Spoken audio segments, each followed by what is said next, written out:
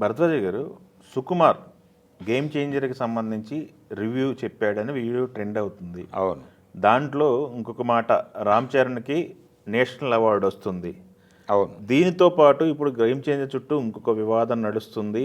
Beneficial లేవు, హైకులు లేవు, అన్నీ ఏం లేవని ప్రభుత్వం నుంచి వస్తుంది. బట్ దిల్ రాజు గారు ఏం చేయబోతున్నారు, ఈ సినిమాకి ఎన్ని కలెక్షన్స్ వస్తున్నాయి, మా హీరో ఎంత రికార్డు కొడతాడు, ఈ డిస్కషన్ విపరీతంగా జరుగుతుంది. అవును. ఇటుపక్క ఏమో సుకుమార్ హైప్ క్రియేట్ చేస్తారు, ఇటుపక్క చూస్తేనేమో అగాధం కనపడుతుంది ఫ్యాన్స్కి. ఎట్లా అంటే అగాధం అని కాదండి, అంటే సుకుమార్ తనే చెప్పుకున్నాడు. ఫస్ట్ రివ్యూ నేను ఇస్తున్నాను అనే మాట ఆయనే చెప్పుకున్నాడు. చెప్పుకుని మీకు ఎవరికి తెలియని రహస్యం ఒకటి చెప్తాను, చిరంజీవి గారు నేను కలిసి సినిమా చూసామన్నాడు. చూసిన తర్వాత తనకి కలిగినటువంటి అభిప్రాయాలన్నీ చెప్పాడు. ఇదిగో బలానా సన్నివేశం అంటే సెకండ్ హాఫ్లో వచ్చే ఫ్లాష్ బ్యాక్ ఎపిసోడ్ అదిరిపోతుంది అన్నాడు ఆయన.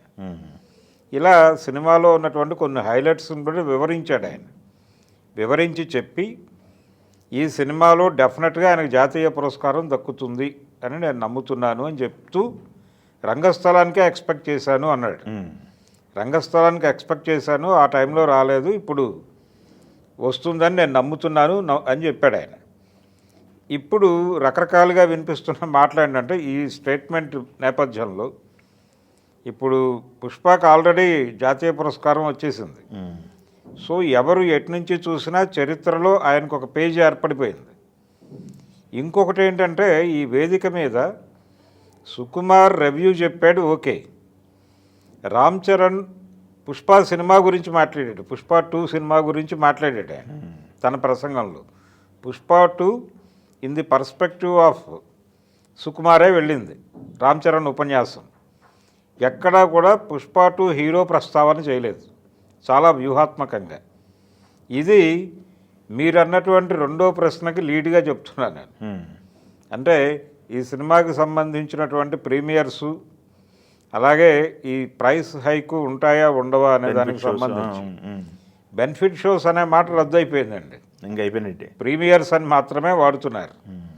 ఈ ప్రీమియర్ షోసు, ఫ్యాన్ షోసు అంతే. ఈ ప్రీమియర్సు, ఫ్యాన్ షోసు ఉంటాయని చెప్పారు ఆయన, దిల్ రాజు గారు.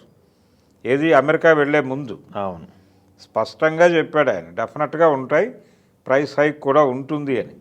పైగా ఆయన ప్రభుత్వంలో భాగస్వామి, అవును, చైర్మన్, ఎఫ్డిసి చైర్మన్ అయి ఉన్నాడు ఆయన. బట్ ఆయన ఆ రోజు మాట్లాడిన దానికి ఈ రోజు ఉన్న సీన్ మొత్తం మారిపోయింది కదా.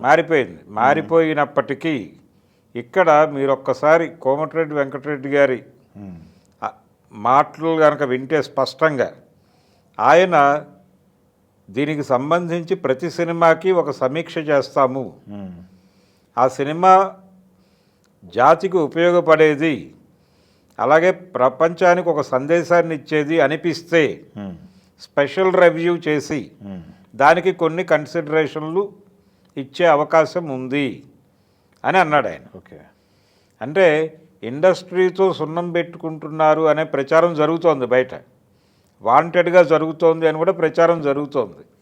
ఆ ప్రచారాన్ని కంట్రోల్ చేయాల్సిన బాధ్యత కూడా ఉంది ఆయన మీద, సినిమాటోగ్రఫీ మినిస్టర్గా. ఆ రెస్పాన్సిబిలిటీతో ఆ మాట అన్నాడు ఆయన. అంటే కొన్ని సినిమాలకు ప్రత్యేకమైన రివ్యూలు చేస్తాము, చేసి అవి ఉపయోగపడే సినిమాలు అనుకుంటే మాత్రం కన్సిడర్ చేస్తాము అన్నాడు ఆయన. ఆ వెసులుబాటు ఎందుకు తీసుకున్నాడంటే పూర్తిగా సినిమా పరిశ్రమతో వీళ్ళు ఘర్షణకు దిగుతున్నారు అనే మాటను పక్కకి నెట్టేయటానికి. ఆ అకౌంట్లో గేమ్ చేంజర్కి వాళ్ళు అవకాశం కల్పించే పరిస్థితి కనిపిస్తోంది. ఎందుకంటే ఈ సినిమాలో వ్యవసాయ పరిస్థితుల మీద చర్చ ఉంది, గ్రామీణ ఆర్థిక వ్యవస్థ ఎలా కొనసాగుతుంది, రాజకీయాలకి గ్రామీణ ఆర్థిక వ్యవస్థకి ఉన్నటువంటి సంబంధాలు, ఇవన్నీ మాట్లాడుతున్నారు. దీంతోపాటు భారతీయ ఎన్నికల వ్యవస్థకు సంబంధించిన వ్యవహారాలు కూడా చర్చకు రాబోతున్నాయి ఈ సినిమాలో.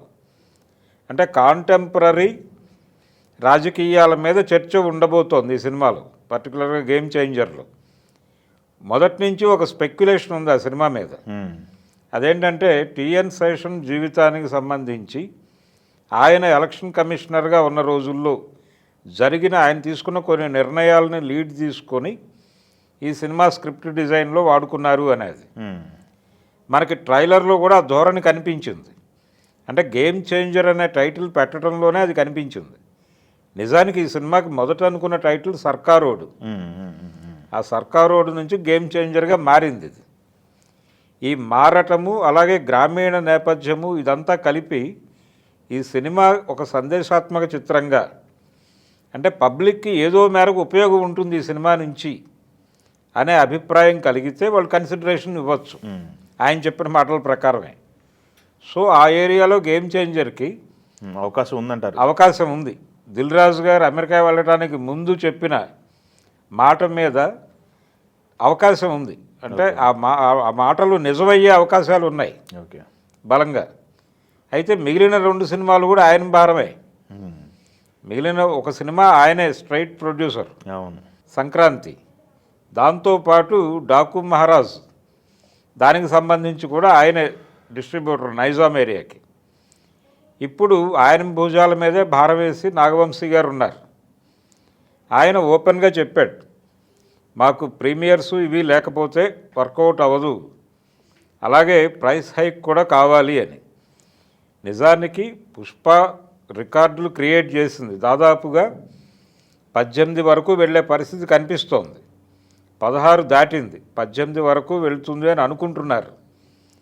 ఈ లెవెల్లో రెవెన్యూ కలెక్ట్ చేయడానికి తోడ్పడిన అంశాలు ఏంటంటే 9:30 నుంచి ప్రీమియర్స్కి అనుమతులు ఇవ్వటం, అలాగే ముఖ్యమంత్రి గారే ప్రకటించినట్టు 3,000 రూపాయల వరకు టికెట్లు అమ్మకాలు జరగటం, అలాగే దాదాపు 10 రోజుల పైన మల్టీప్లెక్స్లో 700 రూపాయలు, సింగిల్ స్క్రీన్లో 350 రూపాయలకి టికెట్లు అమ్ముకోవడానికి అవకాశం కల్పించటం. అవును, ఇవన్నీ కలిసి కదా ఆ రెవెన్యూ వాళ్ళకి వర్కౌట్ అయింది.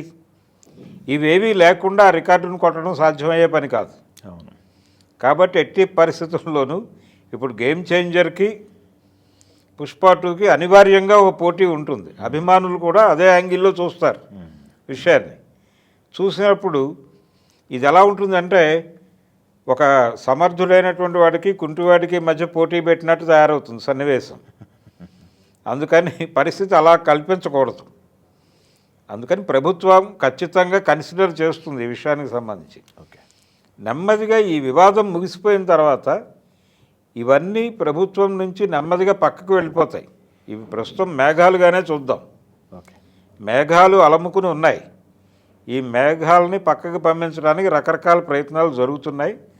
నిజానికి అల్లు అరవింద్ గారి హోప్ కూడా దిల్ రాజు గారే అయి ఉండొచ్చు. ఓకే, ఈ సమస్య పరిష్కారం అయిన తర్వాత ఈలోపు వీళ్ళు కూడా సార్ట్అవుట్ చేసుకుని ఎంత తొందరగా ఈ ఇష్యూ సాల్వ్ అయితే అంత బాగుంటుంది అని ఇండస్ట్రీ అనుకుంటోంది. సో ఆ దిశగా వాళ్ళు రకరకాల ప్రయత్నాలు చేస్తున్నారు. ఎవరెవరినో ప్రయోగించే ప్రయత్నాలు చేస్తున్నారు. చిరంజీవి గారి పేరు కూడా ప్రస్తావనకు వస్తుంది. ఏం జరుగుతుంది అనేది చూద్దాం. కానీ ప్రస్తుతానికైతే గేమ్ చేంజర్కి ఇబ్బంది ఉండే అవకాశాలు అయితే లేవు. ఆ 2 సినిమాల పరిస్థితి చూడాలి. ఓకే, ఏది సంక్రాంతి సినిమాకి అలాగే డాకు మహారాజ్కి ఆ సినిమాలకు ఎలా కన్సిడరేషన్ ఇస్తారు అనేది చూడాలి. ఈలోపు పుష్ప వివాదం కనుక సమస్య పోతే డెఫినెట్గా వాటికి కూడా ఇచ్చేస్తారు. దిల్ రాజు గారు ఈ సమస్యలన్నింటినీ సానుకూల ధోరణిలో, ఎందుకంటే ఎఫ్డీసీ చైర్మన్గా ఉన్నారు కాబట్టి ఆయన సానుకూలంగా పరిష్కరించేటువంటి అవకాశాలే కనిపిస్తున్నాయి.